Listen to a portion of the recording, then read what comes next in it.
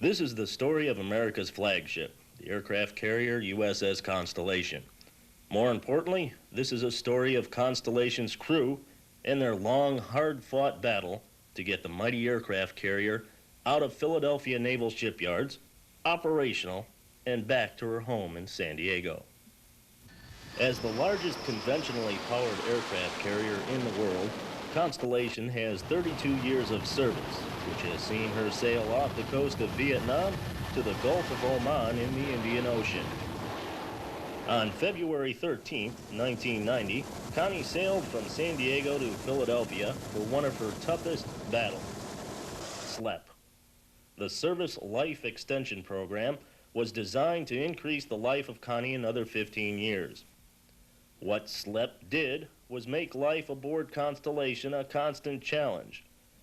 Personal protection equipment, such as hard hats and safety glasses, became part of the daily uniform. Who can forget the perpetual question? How you guys doing? All right. These were not for me your safety glasses. Yes, sir. They are. Yes. We're not wearing them. We just move spots. Move from spot to spot. Yes. Are you in an industrial area right now? Yes. Yes, you are. So you're required to wear them at all times, then, right? Yes. Do you have respirators?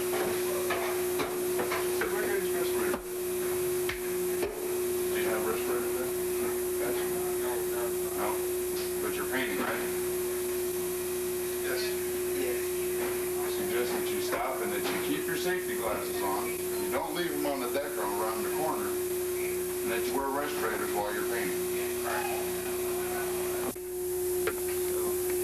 All this is steam piping, and it looks like it's original stuff. Okay. Well, so I had a question for you. Where are your safety glasses? You put them on for me, sir? This is going to go on film, isn't it? Yes, sir. I had a question for you. Where's your safety glasses? Are your eyes in there? Not. How about yours? That's about where were they? Right. So, how come you guys weren't wearing them? Because they're not a squared away sailor like myself. The steady sound of needle guns and grinders riddled through the ship and were heard day and night. It seemed that the Philadelphia experience was one of survival as much as it was to get Connie back to the fleet. The work package assigned to the ship's company was the largest out of any SLEP carrier. The 32-month overhaul called for adding the most modern defense systems. The flight deck and maintenance facilities were modified to support all Navy carrier-based aircraft. All engineering plants were upgraded, along with berthing and work spaces. Of course, the first step would be to get her back into the water. On a sunny October day in 1991, shortly after celebrating her 30th birthday, Connie was ready to get wet. After the many checks and rechecks, the floodgates opened, and Connie eventually went from dry dock to afloat once again. Eventually, though, rough as it was, Connie would travel down the Delaware on the cold of February 1993. It wasn't long before the salt sprayed across her once again. It took some doing and quite a bit of patience, but Connie finally started her first underway replenishment in more than 3 years. After pulling alongside the USS Monongahela, lines were shot off. Then the hoses were brought across,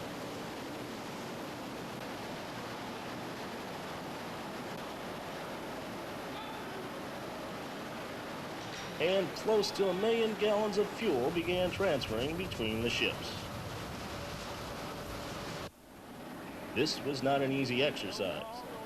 It took a couple of tries to get the hoses across, but nonetheless, it was successful.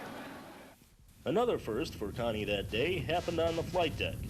The first trap in 3 years was about to happen. An F-14 from Pax River made its turn on final and rolled right into the groove.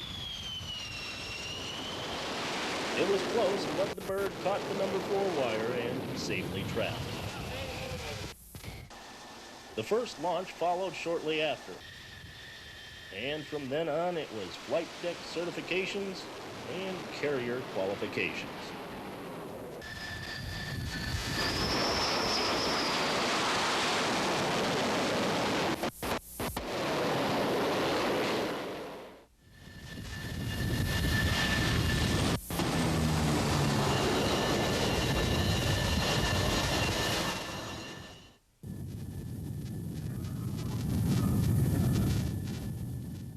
Eventually, it was time to leave Philly. On a cold, rainy March morning, Connie sailed down the Delaware for the last time. After leaving Philadelphia, it was business as it should be on an operational carrier. All around the ship, the work routine started to take shape.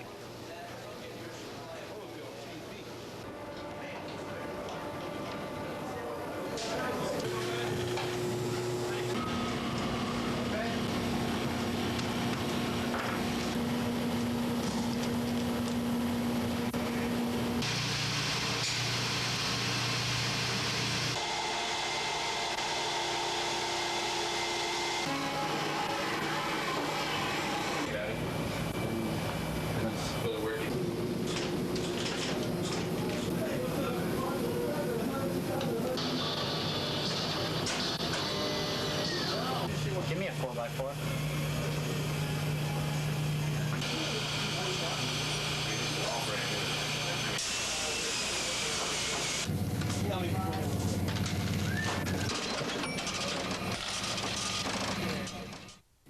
On the flight deck, it was back to work again, this time with Carrier Air Wing 17. Flight ops were the business at hand for the days to come.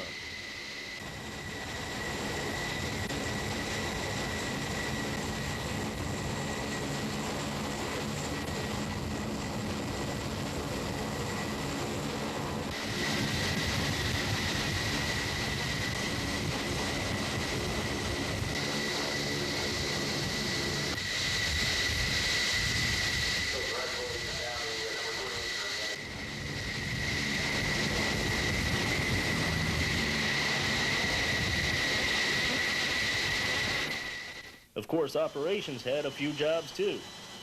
The fire control techs tested out our Sea Sparrow.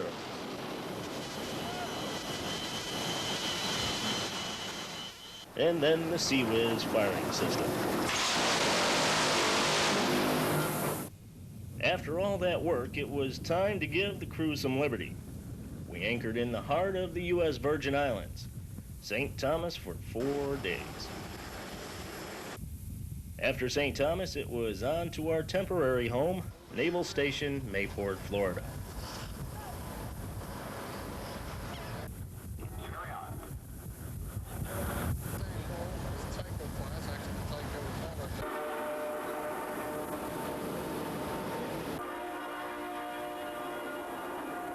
While in Mayport, Connie's helm changed hands. We said goodbye to Captain Iron Mike Nordine and welcomed Captain Gil Rude. As I told you before, I am real happy to be here. And I know that I speak for each and every one of you when I say, America, sleep tight. The Constellation's on watch.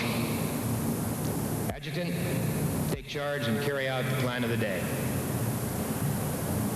A few weeks later, it was time to say goodbye to Mayport and start the ship on the 52-day final leg of the transit to her San Diego home port. After 5 days steaming, the ship dropped anchor in the South Caribbean, the country of Trinidad and Tobago. Constellation lived up to her motto as America's flagship. Just about the entire island of Trinidad came out to visit Connie. The crew gave more than 3,500 tours of their new ship in 3 days. From Trinidad, it was back to sea, and time for the crew to observe the time-honored tradition of crossing the line. When a ship crosses the equator, sailors who have never crossed between the northern and southern hemispheres are transformed from lowly and slimy pollywogs to salty and trusty shellbacks. Of course, this is something easier said than done. It all starts out the night before with a WOG talent show to appease Davy Jones and all the ship's trusty shellbacks.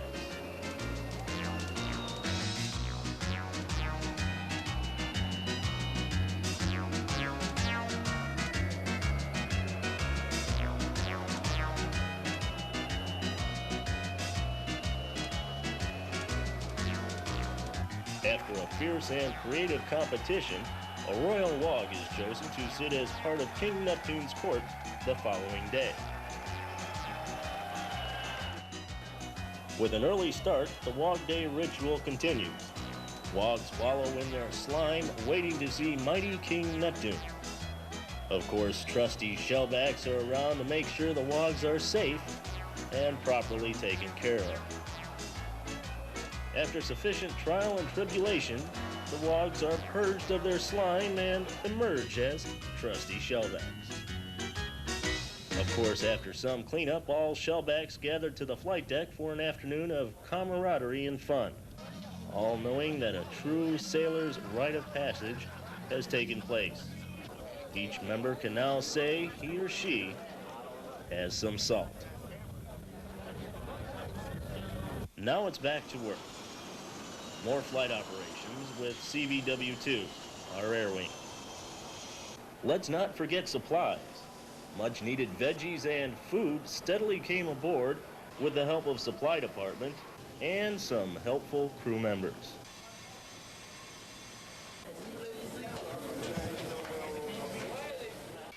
Of course, not all the work is up on the roof. If it weren't for the guys down in the pits, Connie would be dead in the water. In this giant maze of hot steam lines and never-ending valves, Constellation's crew of hardy engineers keep the 88,000-ton carrier steaming.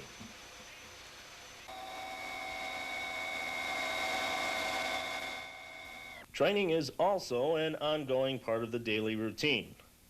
And with this whistle,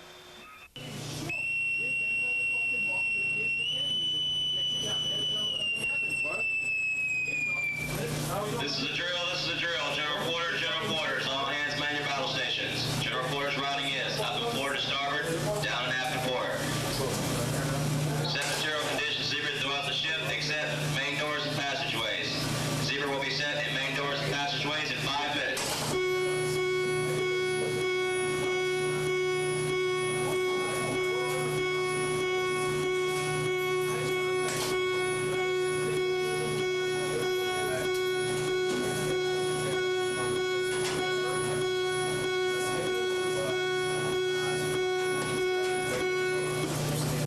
today it's a main space fire in number 4 main machinery room.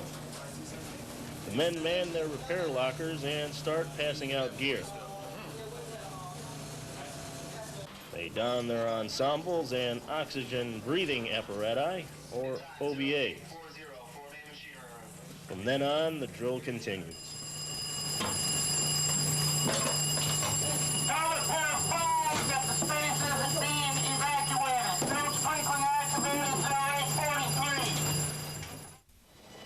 Back on the flight deck, the Explosive Ordnance Division practiced their repelling skills.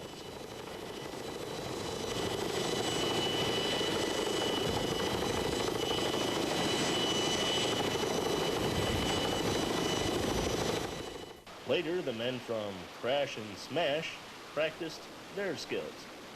Airboats Wisham directed a crash and salvage sling lift with one of the F-18 Hornets.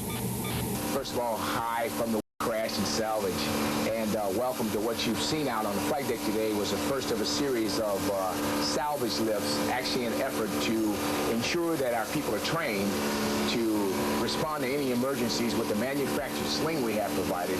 And all that does is allow us to pick up an aircraft that might be disabled on a, let's say, a barricade arrestment or anything that might happen to prohibit it from being taxied on its own power, so we can just pick it up, basically. And the practice today was the first time we've done it this cruise on the FA-18, so that everybody gets a hands-on experience to be able to pick the airplane up. Crash and Salvage is preparing for an airpack inspection when we arrive in San Diego. That's right. We have a compact inspection that's going to happen once we get San Diego. As a matter of fact, airpack is on the way. They'll be here arriving around the 17th. and we're going to practice the salvage drills so we can be in the complex exercises for the entire Pacific Fleet, which puts us directly in running for the Battle of East. Of course, training is just part of the mission aboard America's flagship. Distinguished visitors from all around South America visited Connie to see what an aircraft carrier and its projected power are all about.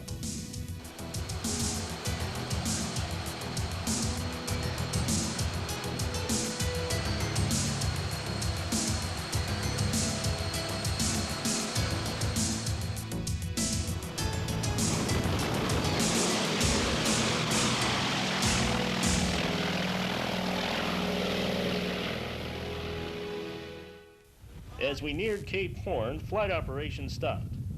With not much to do, the Airedale started to get a little rambunctious. A challenge was made between Air Department's deck dogs and cat rats for the shuttle pull championship of the world. Things got wild and woolly.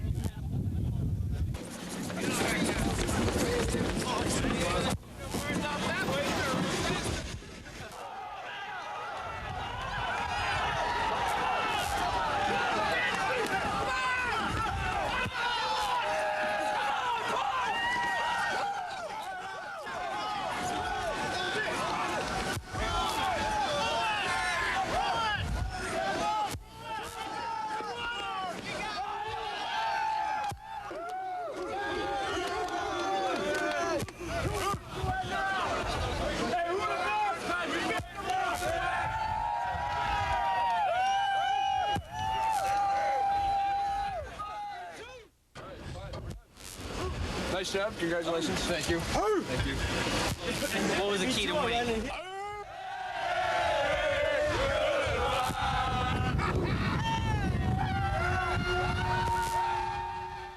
Finally, the call "Land Ho" went out. Well, not really.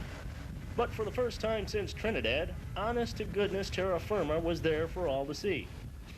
Once the tip of South America was seen, all knew we would soon be heading north to warmer weather and home.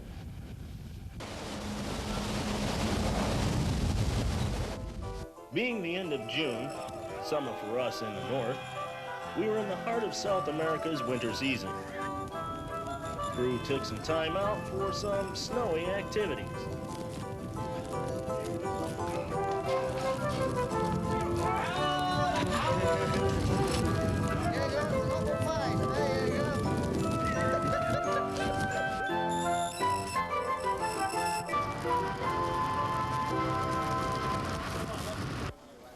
America's birthday didn't go uncelebrated. All types of events went on to keep the crew active. Department heads, division officers, and chiefs spent some time in the brig. The brig time was all in fun and helped raise money for the Navy Marine Corps Relief Fund. I didn't do it. The same day, a 5K run happened on the flight deck, all for the same cause. It was a chance to run just for the fun of it, rather than a drill or work.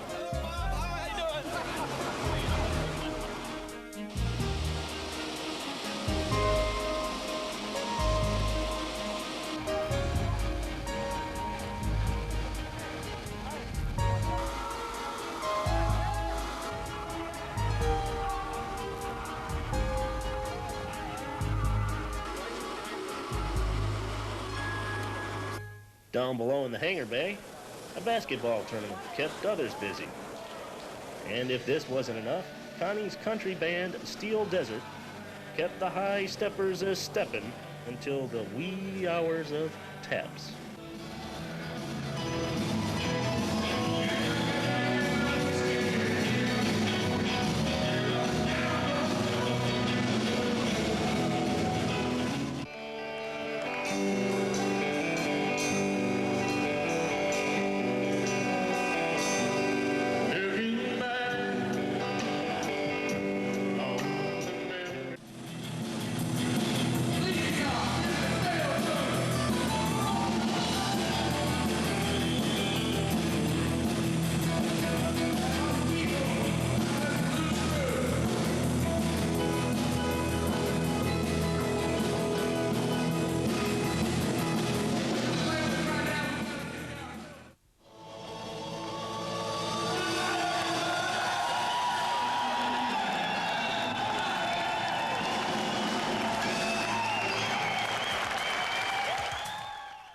Another day of celebration occurred when CVW-2 gave the crew an air show.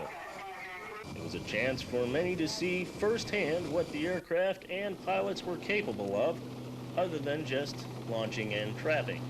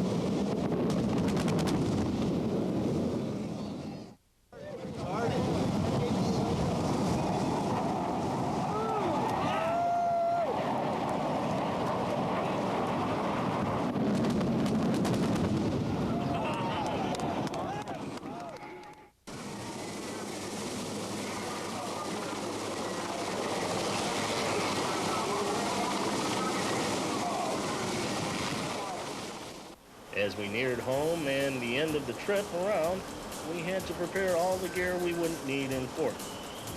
The men of Weapons Department once again had the arduous task of moving the munitions from the magazines up to the hangar bay staging areas and eventually the flight deck.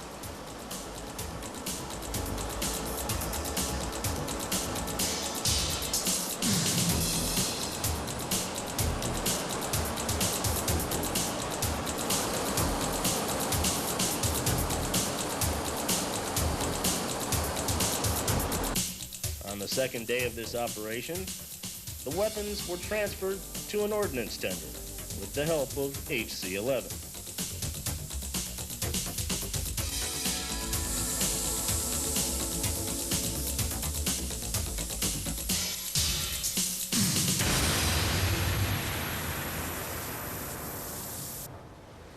When the ship left Philadelphia, many of the crew were new and inexperienced.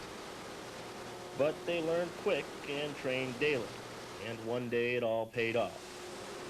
Moving steadily north to Acapulco, near disaster was avoided down in 3 Main Machinery Room. And this week, 3 Main Machinery Room worked overtime to correct what could have been a disastrous engineering casualty. A casualty drill turned out to be the real thing when one of the engine's main lube oil valves went out.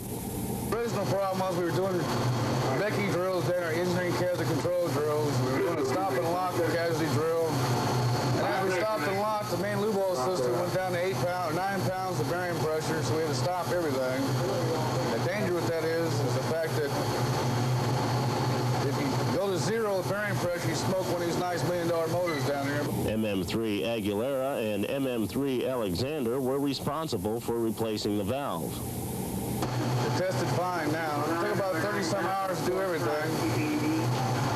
And it's better we find it now instead of pulling off Acapulco, because going off Acapulco or these ports that you pull into, you have to do back bells.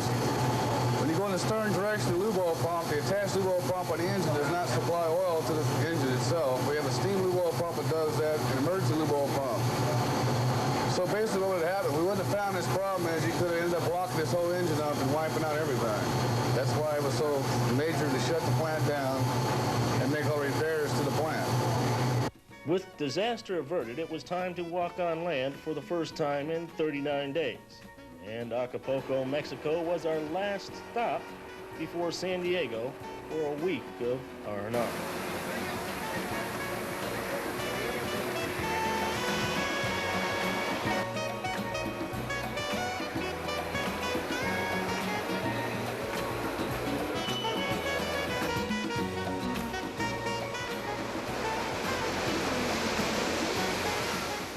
With Acapulco behind us, the task of packing up and getting set to get home was at hand. Squadron personnel filled up the hangar bays with all of their supplies and equipment.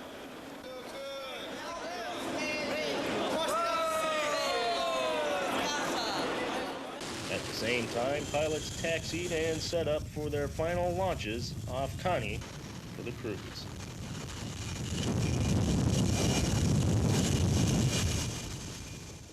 As Connie entered the channel, the crew lined up and manned the rails. We knew we were finally home. As we neared the pier, we could make out family and friends as excited to see us as we were to see them. In time, the sound of Liberty Call was heard over the 1MC. It had been 3 long years.